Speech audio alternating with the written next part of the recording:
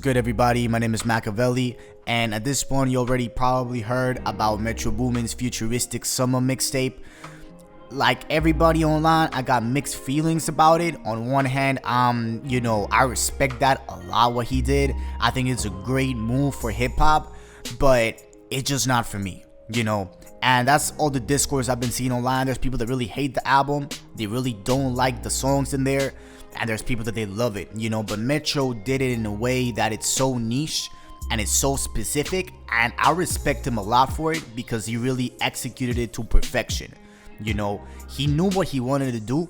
He knew it wouldn't sell that much, so that's why he labeled it a mixtape, because he knew it wasn't going to make album numbers, and it was so specific and so targeted to a certain sector of people. It was people that grew up in Atlanta around the mid 2000s, early 2000s, and they would go out to clubs, no phones, so it's a completely different era. So that was the music that would take them back to that. Young people don't know about that. I love Atlanta rap. My favorite Atlanta rapper is Jeezy. I like it even more than Outkast and 3 Stacks, but I still, out of in a global image, from a bird's eye view, Jeezy, I like it because of his story. I like it because of what he talks about. But if I would go from Sonics, and if I would go from what I like based on musicality, I like the new stuff more than old Atlanta stuff. So it's not for me, but there's people that think differently, they like the old Atlanta better, so, that's for them. You know what I'm saying? And you probably already seen the title of the album, or the title of the video. I'm making a comparison to GNX. I really think that this album could have been the next GNX. I'll explain a little later in the video why I'm not saying that, and it's actually a pretty good thing. But I just want to first talk about the album a little bit. I think the beats were very similar to each other. I really think that the Sonics, it's a sound that is so repetitive because it's so simple. It's a club shit. It's a club, it's club music. The thing is supposed to be simple. You go to the club to de-stress out because life's complicated, so you need simplicity. That's what you go for the club for. That's what the music reflects. So it was just so repetitive. There was one beat, I think it's from Is a Party, that it has the brass chops, like the chords with the brass in there. I heard it before in the album. I think 2 songs before that has the same pattern, has the same rhythm and the same sound. And I'm like, am I listening to the same song? This is a Metro Boomin album. The motherfucker has his sound. He has its own distinctive style. And I was like, bro, why am I listening to the same song? And that kind of pissed me off a little bit. I'm not gonna lie, but again, it's not for me, bro. I just admit that, And then another thing that kind of bothered me was when it came out, it didn't have the features on the songs. And I get it why people won't do that, because they want you to listen to the album the way they intended for you to listen to it. A&Rs do this all the time. They select the songs and they try to make a journey. They match an energy. You're high energy, you go down a little bit, you go down a little more, and then you go right back up, and it's like a journey that it takes you. But if you put a feature on it, people just skip through it, and say, oh, Thug is on this song, I'm gonna go to that one first. Oh, Future is on this one, I'm gonna go on this one first. That's how Travis does it. He doesn't put any features when the album's dropped. Probably not even months after it dropped, And that's for the people to go in and listen to it the way it's intended to be listened to. The problem that I have with Metro doing this is because he's a producer. He's not a rapper. The only thing about Metro we hear is the tag, and that's it. And there's a lot of people in this album that we don't know them. They're old Atlanta people. I mean, I know Rocco, I know Young Scooter, the new people that's coming up, Waka, but he also got 21 Savage, Lil Baby. But if you're incorporating these older people and I cannot recognize who they are, it's it will be nice to see the names in there when you listen to it at the first. It's like, who the hell am I listening to? I want to listen to the music, but at the same time I'm figuring out who this person is, So as a first listen, to me, kind of offset me off, because I couldn't be completely dived into the music because I was trying to put all these pieces together. But it's just me though, it's not all global. But yeah, man, for me, the album, I know it's not for me, but I respect it a lot. And the reason why I say it could have been the next GNX is because the type of, they're bringing regionality back to hip hop. We are bringing territory back. And for me, that's an amazing thing, because it is what set apart hip hop, from the old school to the new school, in my opinion, was that everybody sounds different. The biggest criticism I've heard in hip hop for the last 10 years has been everybody sounds the same. Motherfuckers from, Lil Durk drops an album and Lil Baby drops an album. Durk's from fucking Chicago and Lil Baby's from Atlanta, but they sound pretty similar. Pusha from Memphis, he drops an album, but he sounds like Lil Baby and he sounds like 4PF. Again, it's like, bro, they are all sounding the same. And that's because hip hop lost its regionality. It lost its, its uniqueness because of two reasons. One, streaming, and two, social media. Streaming, of course, now you need so many people to make the same numbers you had before when you made album sales.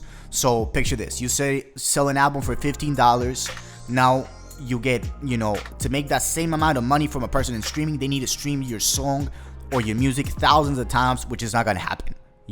So you're gonna need more people, even a super fan, bro, a super fan that listens to your music every day. For them to give you $1 is so hard.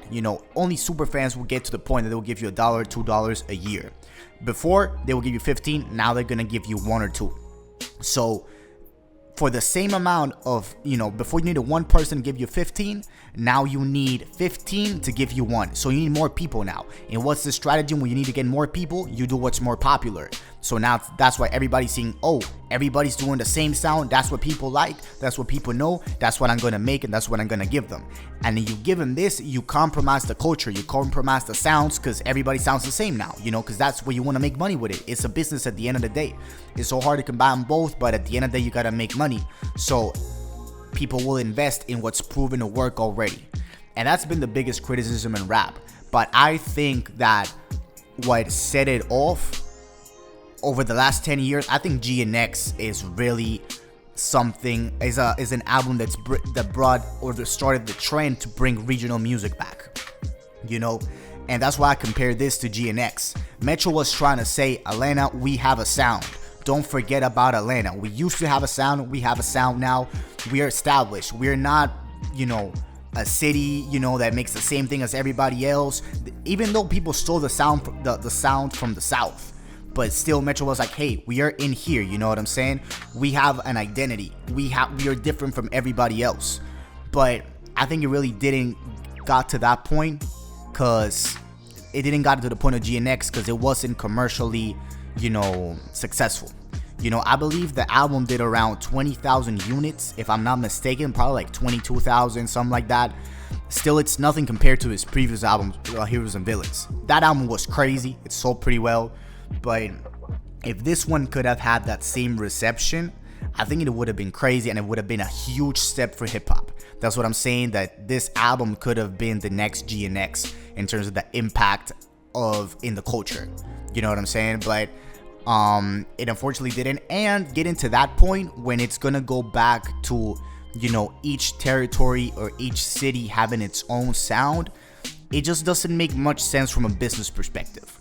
You need a very huge territory in order to pull something like that nowadays in today's climate in the industry. The best example that I could give that could turn, something like that, is Mexican regional music.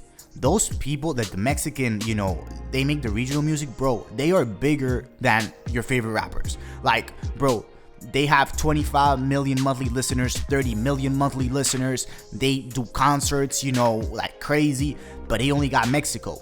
You know what I'm saying? But they have the whole country, and they have a very, very strong identity, but it's just them. But the audience is so big that, they are able to pull that off. They all have, that same culture in them. So they are able to, successfully be big by not sacrificing the identity of the place, But the problem with hip hop, and we're in cities, it's not countries, even though cities are here huge, we still cannot pull that same thing off, And that's why everybody's doing the same sound. That's why everybody's like trying to play it safe, because to make money we need a lot of people now. You know, it's not before that, you know, you could only have 1 million people that give you $15.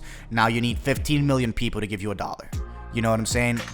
It just doesn't make no sense anymore. But that's my point of it. You know, it's very hard to go back to it, but I'm glad to see an artist bring that intention back, you know, because eventually we couldn't let it die. Hopefully somebody else starts pulling that off. Somebody in New York should make another New York album, you know what I'm saying? A very like traditional, grimy, boom bap, you know, bringing it back to those days. Even though like we got Griselda, we got that shit, but make it like more mainstream, you know? But yeah, that's my point, bro. I mean, GNX, we already had it in the West Coast. Atlanta's trying to do this with Metro. Hopefully other producers start, you know, going back to the roots or the places that they're from, and they start bringing those identities back, you know, because I mean, we're seeing a shift in hip hop again. We're starting to see a lot of the conservative elements of the culture coming back, and one of them is territories. You know, it's being on the regions, bro, and each region having its own sound. And I'm glad that it, you know, people have that intention of bringing it back, and I don't want to see this tradition die. Unfortunately, with this Metro album, it didn't win. You know, it didn't show the world that you could pull this off. You know, Metro is the biggest producer right now. You cannot say nothing about that. But you know, we need to find a way for it to be accepted, and we need to find a way to bring that and make it digestible for the people, you know.